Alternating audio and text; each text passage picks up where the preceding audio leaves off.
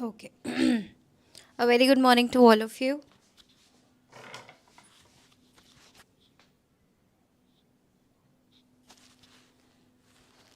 Just let us start with the current affairs and okay. So let us start with the current affairs, and this is one of the very positive news which we are starting today with is that finally one of our biggest festival of the country, that is Deepavali, has been added in your UNESCO I'm so sorry. UNESCO Intangible Cultural Heritage. So yesterday or day before yesterday, we have studied about what is UNESCO Tangible and Intangible Cultural Heritage. Let us revise it once again. Any particularly monument or area where we can touch and see, and actually we can particularly sense that there is some infrastructure or architecture is there, that is called as tangible UNESCO heritage. But the particularly intangible things or heritage are those which we can experience, which we can see, which we can actually feel the happiness. We have emotional things related to that, but actually that is not something a place, that is not something which is, you can say, कि कोई एक architecture नहीं है. So these are called as your intangible cultural heritage, and UNESCO has been added in your, Deepavali has been added in your UNESCO intangible cultural heritage list in the country. So obviously we all know that Deepavali is one of the biggest festival of the country. Yeah, we can say that it's the biggest festival of the country. Very good morning, beta. From both economic perspective and from ancient क्या बोलते हैं अपने cultural perspective से, and from economic perspective, from every angle, this particularly festival is very important and is very prosperous. Why? Because this festival is not only festival of 1 day or 2 day, it's actually a proper series of festival are actually taking place after this Deepavali. All the started from Dhanteras and ending to Bhai Dooj and Govardhan Puja, and every particularly festival has a very specific place in our culture. So that's why the whole Deepavali Mahaparv has been added into UNESCO Intangible Cultural Heritage, and chances are very, very, very high that something they will going to ask you from here, because this is a very important particularly addition which has been done. And we have also recommended Chhat Mahaparv as a particular to add in this UNESCO Intangible Cultural Heritage for the cycle of 26 and 27. Yani ki this year Deepavali has been added in UNESCO Intangible Cultural Heritage, and in 2026 and 27 chances are very high that your basically Chhat Mahaparv will also be added into UNESCO Intangible Cultural Heritage list. And in India, we have 16 intangible cultural heritage things. Now, which are these 16? Some of them I am telling you, some of them you and some of them you have to basically write it as a homework. So, your basically Kumbh Mela, your Navroz, the New Year of the Parsis, you have Kumbh Mela, Ram Leela, Ram Leela, the Ram Leela, Yoga, Kumbh Mela, Durga Puja, your Garba of your Gujarat, and these are the particularly some of the things which are part of it, which is actually contributing in UNESCO as an India. Things which are added in your UNESCO Intangible Cultural Heritage. Now, other than this, you have to mention all the 16. All the leftover thing, and plus you have to mention all the 16 sites of India which are part of your intangible cultural heritage. So this is, and we have discussed earlier also ki what is the provision. What is the provision of adding these kind of, what is the criteria for adding such thing in tangible and intangible list? So you have to also revise that. Because chances are very high that this year they can ask you question from UNESCO list. Because of the lot of reasons, India has been become the chairman of your UNESCO Executive Council for 2 years. So because of different aspects, UNESCO is a new. So chances are very high that this year they will going to ask a question from this particularly area. That is the thing. Now obviously Deepavali is the festival we are celebrating. Just then hum bolte Ram ji have been came to India, back after the 14 years of Vanvas. Lot of the other particularly beliefs are also associated with it. We will see, but it is all start with followed by your Narak Chaturdashi. So a lot of festivals are also highlighted or associated with it, because in some of the culture we also say that when Pandavas have came back Then also people celebrated Deepavali. So there are other belief systems as well. So let us see. What is the particularly belief? In Ramayana, we say that when Ramji has came after the 14 years of exile, that is actually celebrated in is Diwali. In Mahabharat, we say when return of Pandavas has been taken place, that is what actually also celebrated as Diwali. Narak Chaturdashi mein we call that a Lord Krishna victory over Narkasur. That is also the good ki jeet on the evil. यानी कि अच्छाई की जीत बुराई पे. So that's why also we celebrate Diwali.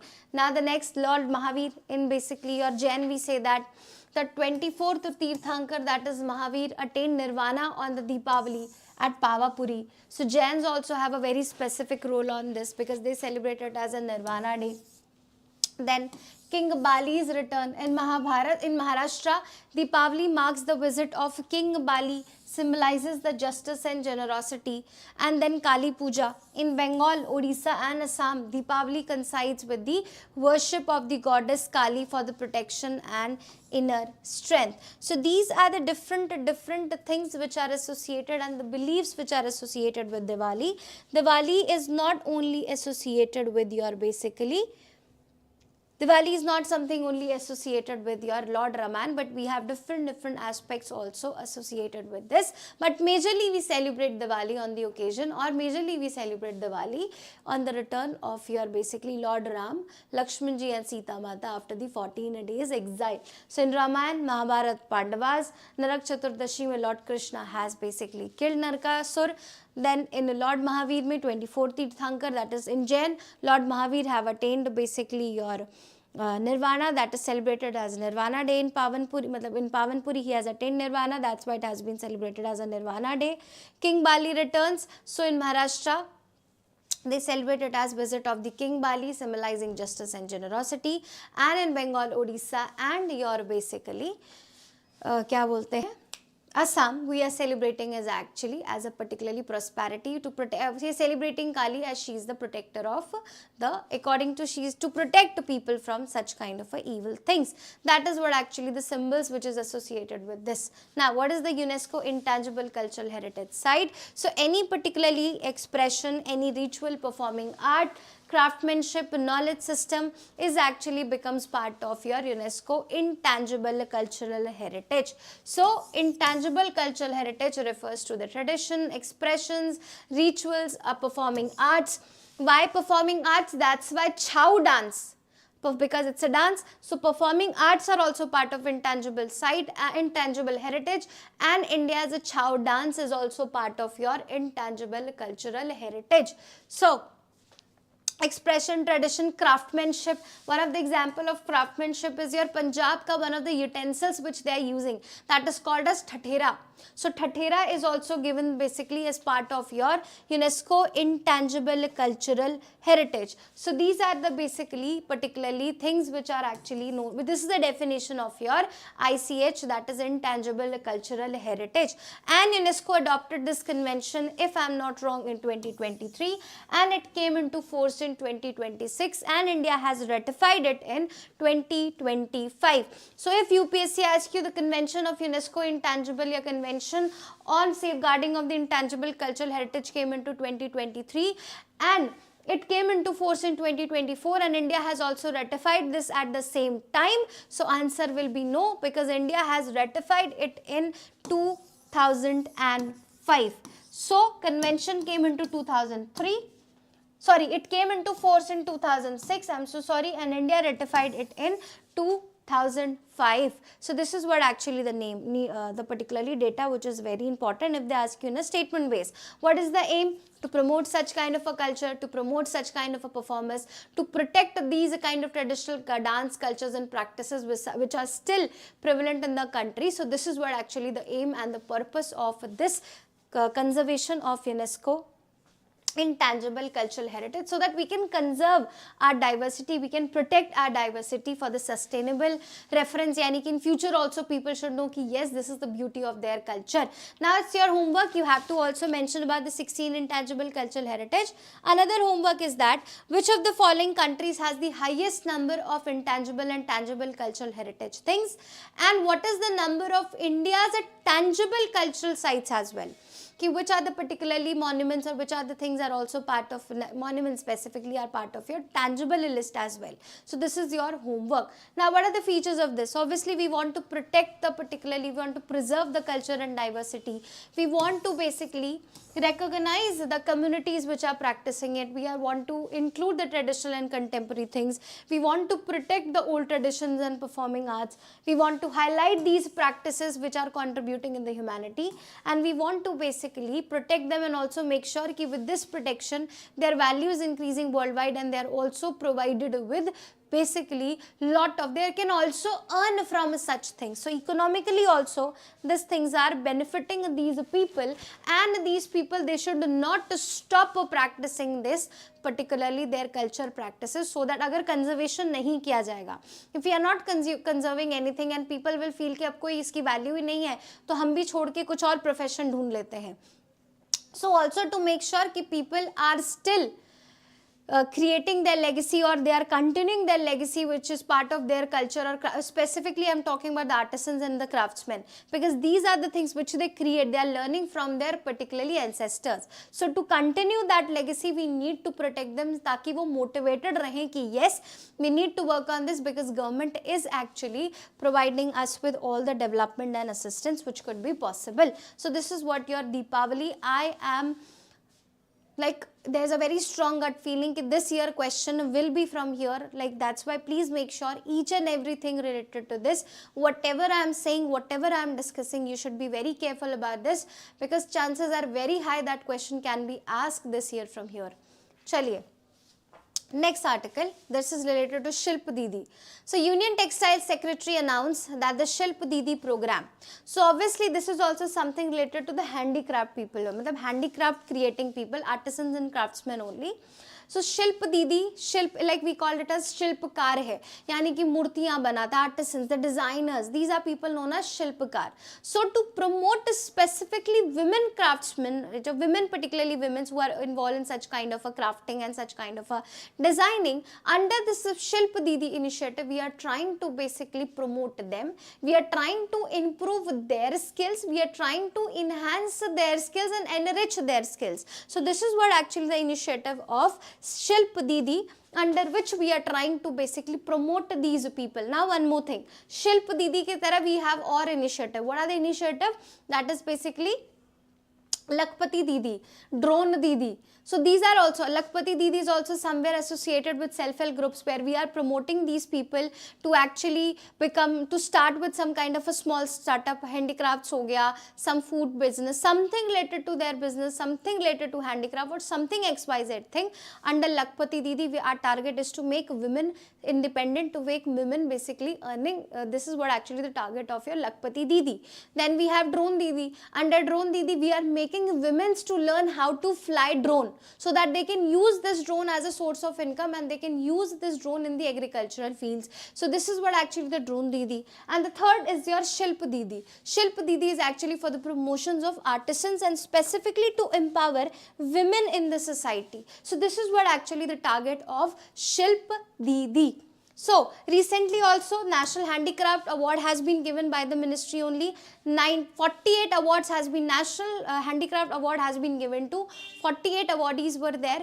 20 were specifically from the Shilpkar, from the Shilp people from there.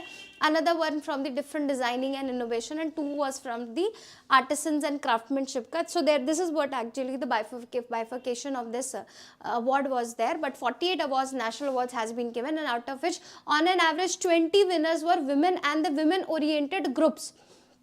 So that's why also we are promoting this Shilp Didi, so that lot number of women can get empowerment, and also they are part of your MSME sector. So with enrichment and improvement of the skills, they can earn a good in the society. So a government initiative to economically empower women artisans under your Shilp Didi by providing training, digital skills and market access, including e-commerce platform and physical exhibition.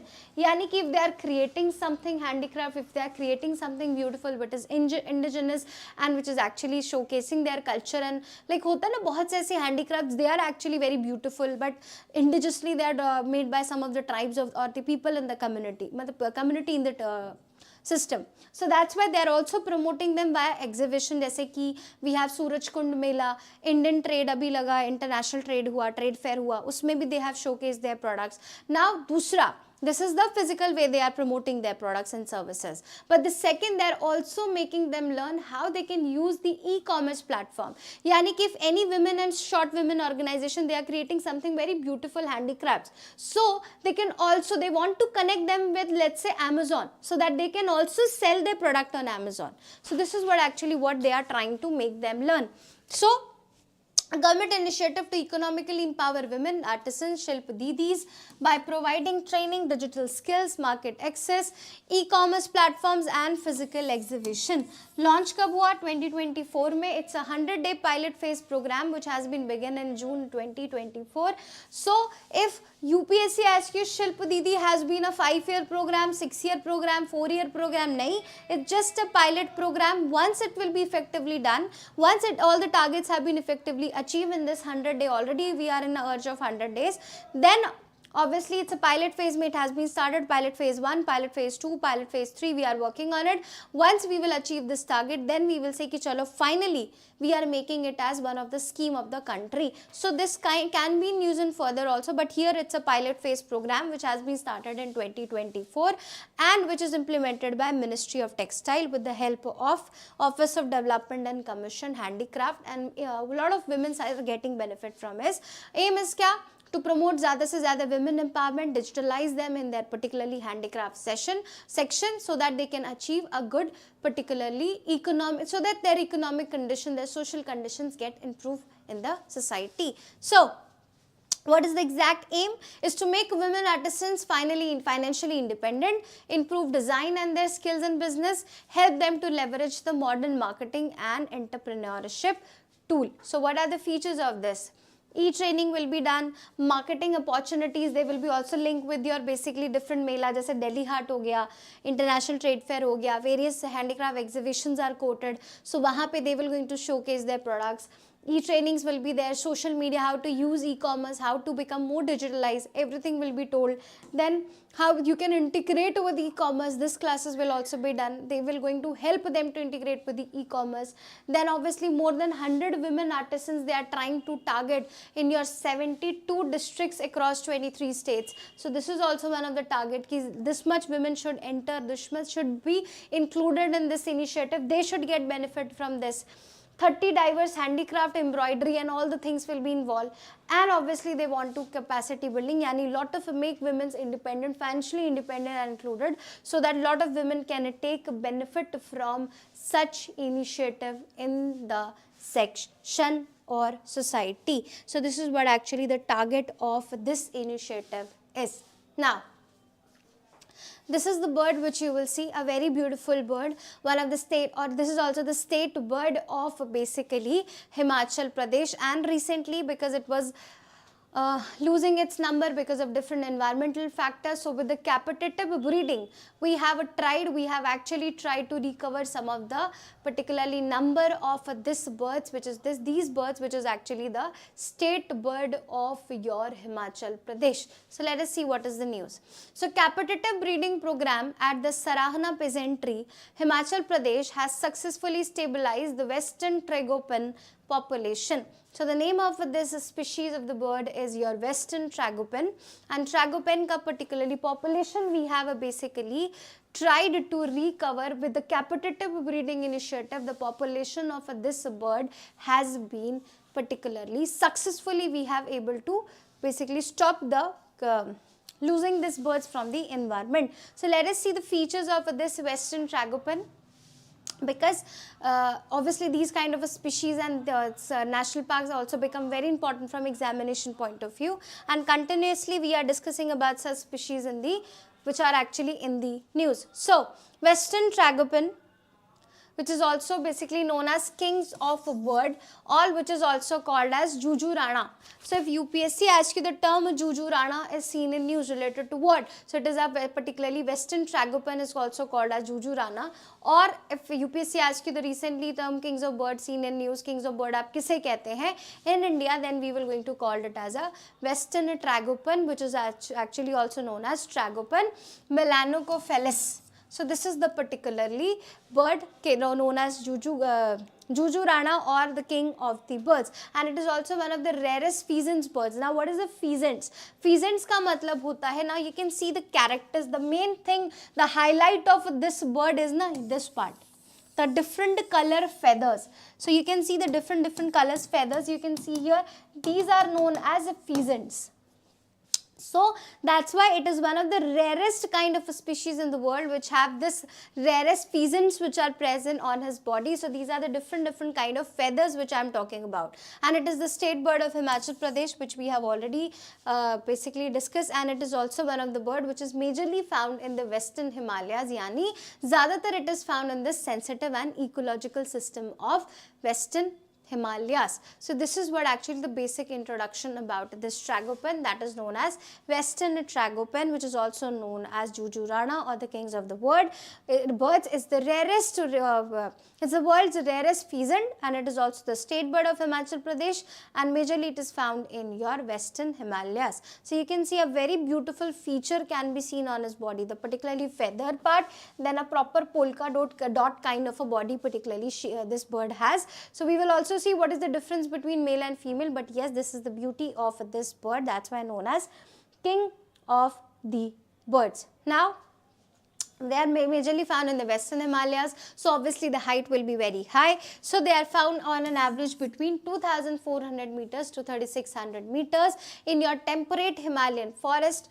They majorly prefer the particularly area where the trees they prefer dense undergrowth, ringle, bamboo, rhododendron thickets and conifer forest. Yani ki zyada they prefer a very dense forest. That is what actually the quality of this particularly tragopan is कि पहले तो they are found at a very height, दूसरा they actually prefer kind of a dense forest. This can be of your bamboo, this can be of your rhododendron thickets, and it can be also your conifer forest as well, and majorly they are found in your Great Himalayan National Park. So this is also one of the characteristics. They are majorly included in your Great Himalayan National Park, Kazinag, Limber, Jammu and Kashmir, and in some pockets of Uttarakhand and northern Pakistan. So if UPSC asks you this west tragopan is only found in India, so answer is no, because it is also found in some parts of Pakistan, and majorly it is found in your Greater Himalayan region, that is Greater Himalayan National Park,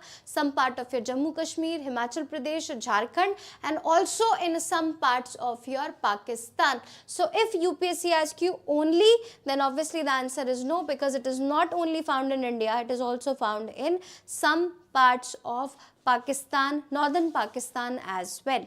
Now, what is more important for us in examination point of view? What is the IUCN status? So the IUCN status of this species is your vulnerable, because only 3000 to 9500 species, 9500 species are, it is believed that only this much species are left in the world, left in this region. So that's why we need to work on the conservation methods of this bird. So this is also one of the IUCN statuses, particularly vulnerable, very fragile bird. That's why we need to work on more and more protection of these birds in the society. Now, what is the difference between male and female? So when we compare, because these type of questions are also asked in statement based in UPSC, and I'm again saying that such kind of questions can be asked in paper, because they ask you the difference between male or female or two species, जैसे African elephant and Asian elephant. So they ask questions like this. So that's why we should aware of these such differences which can be asked in the paper. So male, velvet black head. So the head of the male is quite velvet black, crimson breast, white spotting, and colorful blue-orange facial wattles used to elaborate the mating display. So you can say that this is the male particularly individual. Female क्या है? Female are brown, camouflage, smaller. Immature males resemble females, और जो immature males होते हैं they resemble like female in this particularly tragopan. Then females are ground dwelling, shy, active at dawn or dusk, feeds on berries, seeds, buds, shoots and insects, and they majorly breed in the month of May to June, laying 3 to 5 eggs in concealed nest. So this is the quality. Males are majorly more beautiful, जैसे you can say that कि जैसे peacock में होता है कि peacocks are more beautiful and as compare to the peahen are very subtle and simple. Same you can say that is also present here.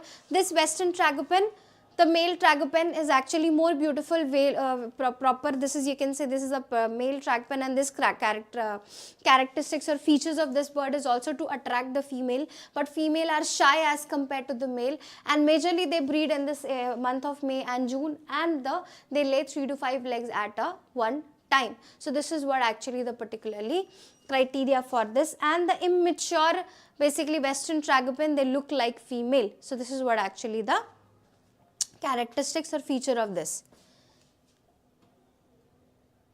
नहीं बेटा, this is just for today. आज के लिए बस क्लास आज का timing has been changed.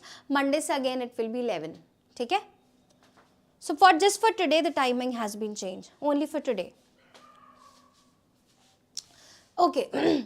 Swahid Divash, that is basically the matron day of December 10. Now, देखिए, whole Rohingya issue is also again in the news because of the Supreme Court. Then SIR की वजह से lot of people who were not recognized as an Indian citizen, they have to leave the particular country. So lot of conspiracy and cases are going on around this. ठीक, अब इसी बीच में the same, अब क्या होगा ना कि we will study everything related to SIR, everything related to Rohingyas, everything related to the relation between India and Myanmar, Rohingyas की presence क्या है, what is the role of electoral process, electoral का मतलब election commission of India in this SIR, is that mentioned in the constitution not, everything is looking, but there are some sections which are still left, जैसे कि the same particularly जैसे illegal migrant, this whole process is going for the illegal migrants in the country. So the same kind of a process or the movement was also held in Assam against these illegal migrants, and that was known as your Swahid Divas. That is celebrated on 10th of December. Now we have, let's say from examination point of view, we have saw every section और हमें लगा कि हमने सब कुछ देख लिया. But what if they ask you something related to here? कि स्वाहिद दिवस क्या था? The purpose is just a particularly illegal immigrant, so वो कुछ भी पूछ सकते हैं. So Assam में it was started a particularly Swahid Divas, which was started at 10th of December. It has been recognized as a Swahid Divas, and recently Prime Minister Narendra Modi honored the courage of those who participated in historic Assam movement on Swahid Divas. So what was Swahid Divas? The Assam Cup, the student, majorly the student protesting group and some of the groups of Assam during in 1979 and 1980s, they have started a protest against this illegal migrant people who are coming in the system, who are coming in our states and country, who are taking the resources and everything which is actually of the country people, or because they are acquiring all the resources and things because of which local people are suffering. Majorly this was the problem with Assam and West Bengal. Why? Because these are the border states with Bangladesh. Northeast maybe this is also one of the problem, because Northeast is majority of the state, they are sharing border with Bangladesh also and with Myanmar also.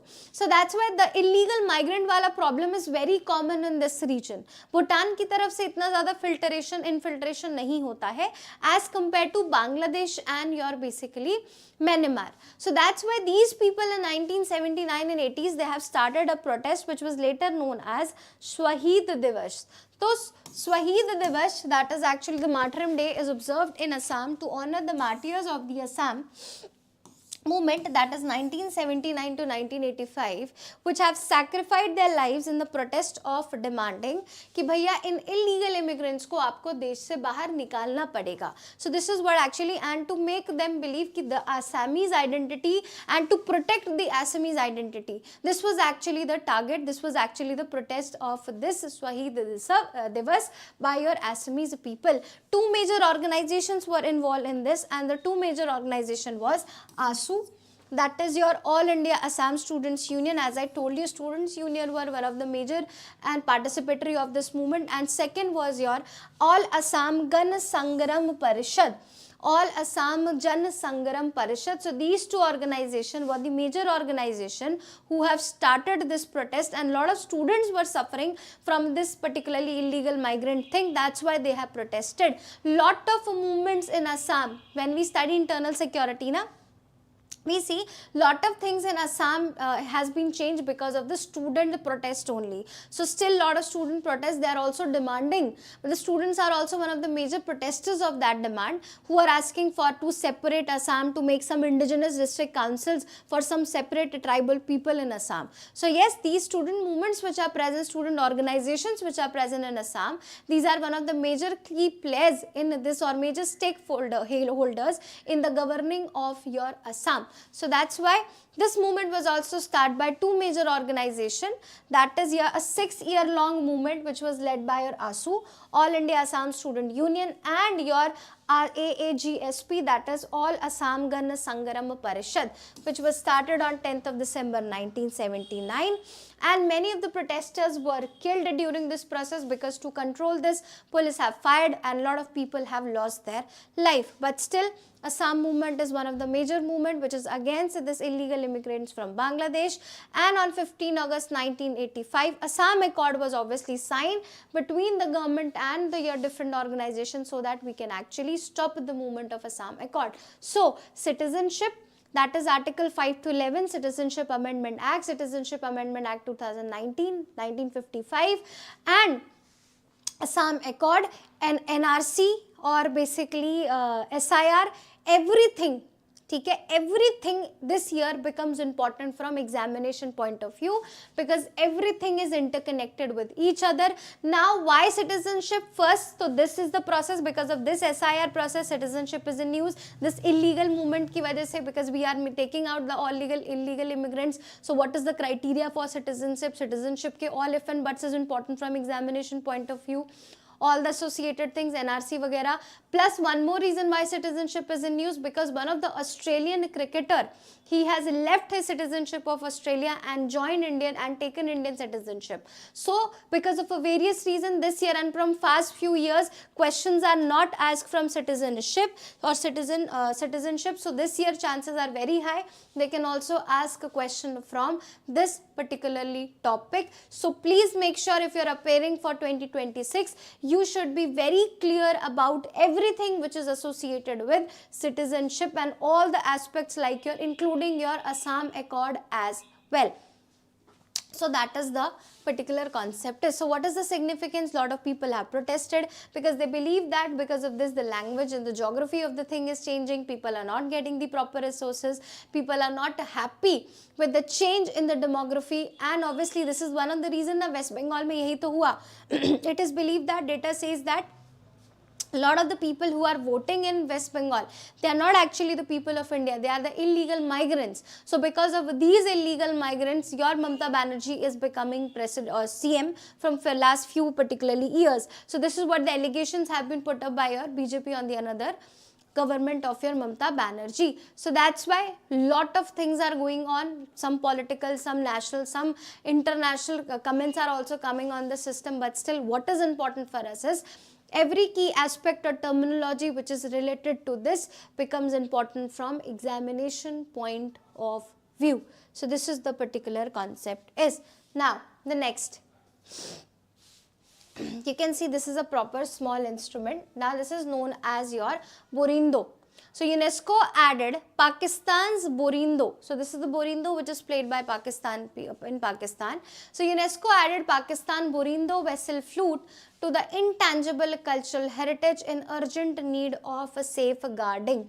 So this is your Borindo is. So if UPSC asks you what is Borindo, I told you a lot of things are there in the news because of UNESCO and UNESCO related. So Borindo, Pakistan oriented thing has also been added in this list. So it becomes important कि Borindo has also been added in your intangible cultural heritage, and it is also important from examination point of view. Now, it originated in the Sindh Thar region of Pakistan, the region which is touching the border with your Rajasthan area. Sindh area is actually that area.